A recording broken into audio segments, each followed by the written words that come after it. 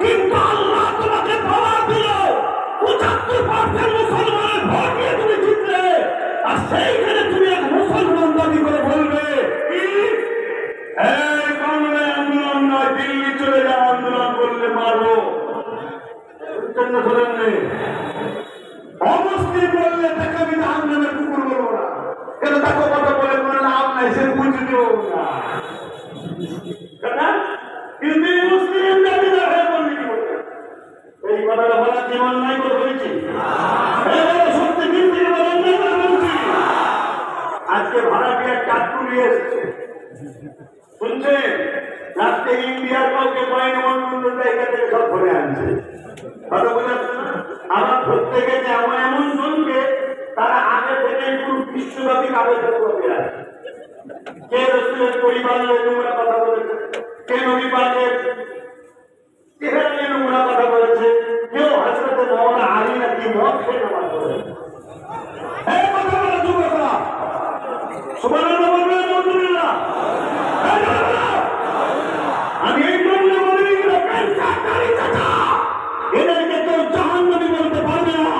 হতে পারে এলাকারকে দাঁড়িয়ে টুপি হলো হয়ে হাজি গাজী নামাজি হয়ে আল্লাহ ওলি হয়ে যেতে পারে। বলুন সুবহানাল্লাহ।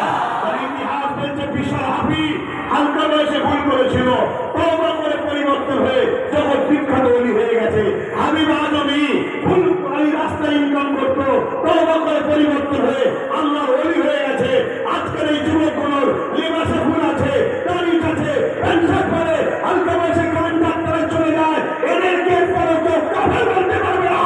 আর এই সমাজের একটা আলেম ওলামা আছে, দাড়িকে মাথায় টুপি দিয়ে বড় স্কলার ছেলে, তারা বলে নাকি আমার নবীর সাহাবী হযরতে আলী নাকি মদ খেয়ে নামাজ পড়েছিল। এরা খারাপ। এই জন্যই তো আল্লাহ রাসূল বলেন খায়রুল উলামা শাররুল উলামা, ভালো উলামা মন্দ উলামা সবাই তারা বলবে।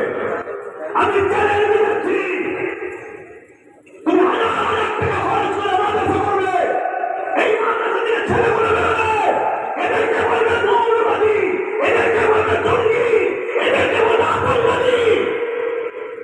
শোনো আমার যুব সমাজ, রুহাকে চলো, রুহান আগে রুহা কাটা যায় না। আব্বাস সিদ্দিকী যদি ভুল বলে, একটা মুক্তি যদি ফতোয়া নেয়, মুক্তির ফতোয়ায় মুক্তি কাটলে মানায়। ডাক্তার যদি চিকিৎসা প্রেসক্রিপশন ভুল দেয়, আরেকজন ডাক্তার ধরিয়ে দিয়ে মানায়। একটা পীর যদি ভুল শপথ দেয়, আরেকটা পীর ধরিয়ে দিয়ে মানায়। শুনছেন তো? ঠিক তেমনই যখন রাজ শক্তি জুলুম করবে, তার ডিফেন্সে রাজ ক্ষমতার প্রয়োজন আছে না নাই? এই কথাটা, এই শিক্ষা দেওয়াটা আমার কমকে দরকার আছে না নাই? আর কতদিন ভাড়া খেলবি, আর কতদিন পরে খেলবি, আর কতদিন পরের মাকে মা বলবি? নিজেরা সংগঠিত হও, নিজেরা ঐক্যবদ্ধ হও, নিজেরা একতা হও। যদি কেউ মনে করে তোমাদের সাথে মিলে তার নাম হবে, তুমি তার সঙ্গে পার্টনারে যাও, তার গোলামিতে নয়, তার পার্টনারে যাও। আজকে বলো, আমার কথা যদি বাংলার মুসলিম সমাজ মেনে নিত, তাহলে আজকে কারো ক্ষমতা ছিল বলার যে দিল্লি চলে যাও। আমি পার্টনারে কিরকম বলেছিলাম, এই যে থিয়েটারটা এর কটা পায়া চারটে, আমি বলেছিলাম একটা আমাদের হাতে রাখ। একটা যে পার্টনারে ভাগ দেবে, বাকি তিনটে জায়গায় তাকে আমরা দিয়ে দেবো না। তাহলে ধরুন যে বসে আছে, বর্তমান যে আছে, সেই ধরুন থাকা ছিল বা আছে, একটা পা যদি আমাদের থাকতো, এই চেয়ারে বসে বলতে পারতো দিল্লি চলে যাও। কেন চান্দের একটা পা ওদের খুলে নিয়েই পড়ে যাব। কিন্তু আমরা তা করিনি, আমরা 500,000 বিক্রি হয়েছি। তাই মিডিয়া খুললে এখানে মুসলমান মারছে, পাড়ায় করে ইমাম মারছে, মসজিদে ঢুকে পিশাব করছে, ওখানে দুর্গাপুরে মাদ্রাসা পরিবিদারদের ভাঙছে, ওখানে গোরক্ষা বাহিনী পিটছে, ওখানে কি বলে লাশে পায়ে দড়ি বেঁধে মরণে জেন্ত আছে, তাকে টেনে টেনে নিয়ে যাচ্ছে, এখানে মারছে, ওখানে মারছে। এইসব রোজ চলছে না, চলে নেই। কর্মের ভোগ ফলটা আমাদের ভোগ করতে হবে।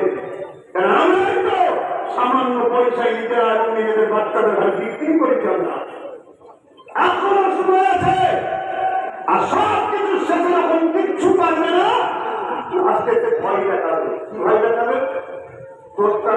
ডাকাতরা চলে আসে, চোরতারা থেকে ডাকাতরা চলে আসে, চোরতারা থেকে ডাকাতরা চলে আসে।